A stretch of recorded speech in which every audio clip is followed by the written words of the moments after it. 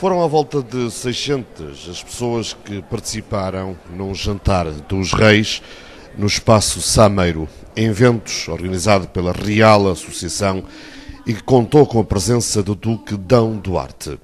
Tratou-se de um jantar solidário, já que a receita reverteu a favor da Associação Famílias, instituição muito querida pelos defensores da causa monárquica em Braga, bem como por D. Duarte. Segundo Manuel Beninger, da organização deste evento, para além do caráter solidário, teve ainda como objetivo promover bens tradicionais de excelência, nomeadamente da gastronomia minhota, mas também vinhos e artesanatos desta região. Para tal foram convidadas confrarias, associações de artesãos e empresas de produtos regionais. Importa ainda referir que para este jantar de Reis foi animado musicalmente pelos cantores José Cide e José Perdigão, bem por grupos tradicionais, nomeadamente bracarense, o Rancho Folclórico Gonçalo Sampaio e o Grupo de Barcelos, e ainda um quinteto de música clássica. A noite da noite é fantástica. Estamos na quarta edição do Jantar de Reis Braga deste ano 2013 e temos vindo a duplicar de ano para ano, curiosamente, o número de participantes, e não só de participantes também, mas de confrarias, de empresas que também colaboram, e não só, também de patrocínios, enfim, de tudo. E nesse propósito, só temos a agradecer as pessoas que participaram neste evento, não só na causa solidária, mas também naquela reflexão que é necessária no tempo que Portugal atravessa, com o tempo de crise, e que se pretende que se fale de Portugal. Portugal, cada vez mais, em tempo de crise, deve falar em si próprio, refletir no que está mal e potenciar os seus produtos de excelência que os tem. Mas só potenciar não chega, há que dizer, é preciso fazer um pouco mais, é preciso pô-los no mercado comercial e escoar o grande público. O grande problema, por exemplo, da agricultura portuguesa não é só o problema da produção, mas também do escoamento público. Por isso há que refletir Portugal nesse propósito. E as confrarias portuguesas abraçaram este projeto, mais uma vez, e trouxeram os seus produtos de excelência e de qualidade que elas bem representam para este evento, e que podemos degustar tanto nas confrarias gastronómicas como nas báquicas. Por isso é um evento fantástico. Foi o José Cida brilhantou a noite mais uma vez, o José Perdigão esteve também presente. Relembrar que é o cerne deste jantar, são monárquicos que organizam este jantar, e por isso, nesse propósito, enfim, não estamos aqui a discutir o tipo de regime, mas estamos, acima de tudo, a questionar o que é que pode fazer melhor para Portugal. Em Braga, desta dimensão como este ano foi. De facto, em tempo de crise económica e crise moral também, mas com dificuldades económicas que cada família tem, poderem vir a um jantar despender o seu dinheiro, que é mínimo cada vez mais, poderem pagar não só para o jantar, por este espetáculo que foi gratuito nos seus múltiplos. O José Silva veio graciosamente a Braga, o José Perdigão também, por isso, mas de qualquer maneira é um custo acrescido. É porque as pessoas têm uma vontade de estar presentes e de dizer que há preciso refletir Portugal. Refletir no sentido de falarmos de Portugal e falarmos de alteração de regime. E é nesse propósito que vejo, vieram hoje cerca de 600 pessoas a Braga, que é curioso, fantástico. Se for a ver logo à noite nas redes sociais, vai ver por todo lado o José Cid, quando o Rei faz anos, vão estar nas redes sociais. Por isso, isto é um sinal que os tempos vão mudar. Nós estamos numa república falida, uma república na tanga, e temos a alterar isto. Alterar isto. Alterar é repensar Portugal. Repensar em todos os sentidos. E até, como disse há pouco, repensar na alteração do artigo da Constituição, para que se possa repensar esta República, se vale a pena ser a República dos partidos políticos, se é a República dos interesses económicos, ou se é a República também dos interesses daqueles que usam aventais. Nós não queremos isso. Nós queremos alguém que seja isento em Portugal e que tenha um chefe de Estado que seja o detentor da história de Portugal. É isso que nós queremos.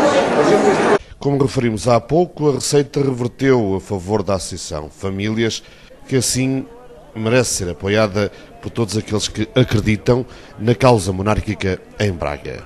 Eu penso que esta iniciativa se insere a dois níveis. Primeiro é a partilha dos cidadãos, monárquicos ou não, para com uma instituição que tem como finalidade o apoio às famílias. O primeiro ponto. O segundo, o ser presidida pelo Sr. D. Duarte, Duque de Bragança, eu penso que é extremamente simbólico e significativo. Nós não podemos esquecer que o atual Duque de Bragança descende de homens e mulheres que se dedicaram aos pobres e aos oprimidos. Eu recordo a Rainha Dona Leonor, com as Misericórdias, a Rainha Santa Isabel, mais próximo de nós a princesa Isabel, herdeira do trono do Brasil, com a abolição da escravatura. Portanto, neste homem estão prefigurados e circula o sangue, estão os genes presentes de muitos homens e mulheres a quem a civilização ocidental, a civilização mundial, nós todos devemos muito. Portanto, esta presença encaixa como peixe dentro d'água. Famílias, fala-se em crianças, fala-se nas próprias famílias, de homem e mulher, fala-se também em violência doméstica, fala-se em fome dentro de algumas famílias, a fome envergonhada, como se chama já. Como é que está a situação da Associação Famílias, nomeadamente no Concelho de Braga, onde está inserido? Nós temos uma intervenção a nível nacional. Obviamente que temos algumas valências que priorizam o Concelho de Braga. Por exemplo, temos um centro de atendimento e aconselhamento familiar e parental que é exclusivo para o Concelho de Braga. A nossa leitura do cotidiano é que, na realidade, há um número cada vez mais significativo de pessoas, de famílias, que precisam de apoio para sobreviver, para viver com o mínimo de dignidade e, simultaneamente, isto resulta de uma certa desagregação da própria família, das fraturas familiares que são, e isso é bom dizê-lo sempre, uma fratura familiar, quando o marido e a mulher se separam, por melhores que sejam as razões, por mais razões que assistam a uma das partes ou aos dois, isso, em termos económicos, é um fator de empobrecimento muito sério das famílias. Mas concorda comigo que, derivado à situação do país, e derivado ao desemprego, e derivado à situação económica do país, que há vários problemas que nascem através dessa situação? Evidentemente.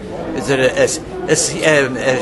a situação das famílias tem a ver com a sua realidade interna, não é? De diálogo, de comunicação, de economia interna, economia doméstica, mas também depende de fatores exteriores, em relação aos quais as famílias não podem nada, ou muito pouco, que são os fatores do desemprego, os fatores da instabilidade laboral ou da deslocação, no caso dos fluxos migratórios, que hoje voltam a ter uma expressão muito grande entre nós, diferente daquela que foi na década de 60, 70, mas, quer dizer, a família vive numa situação, numa encruzilhada de grande dificuldade, onde se cruzam esses elementos internos e elementos externos, e que fazem com que haja muitas pessoas, sobretudo muitas crianças, que não têm culpa nem dos fatores internos, nem dos fatores externos, com grande sofrimento, com fome, vítimas de coação psicológica ou de violência física ou de violência psicológica, de sentirem uma forte instabilidade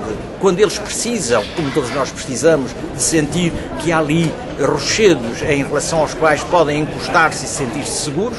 Ora bem, quando a família se desfaz, se rompe, nós aqui vemos é que essas referências, esses muros de sustentabilidade, eles próprios estão em fragilidade. E isso é mau, sobretudo para as crianças e jovens.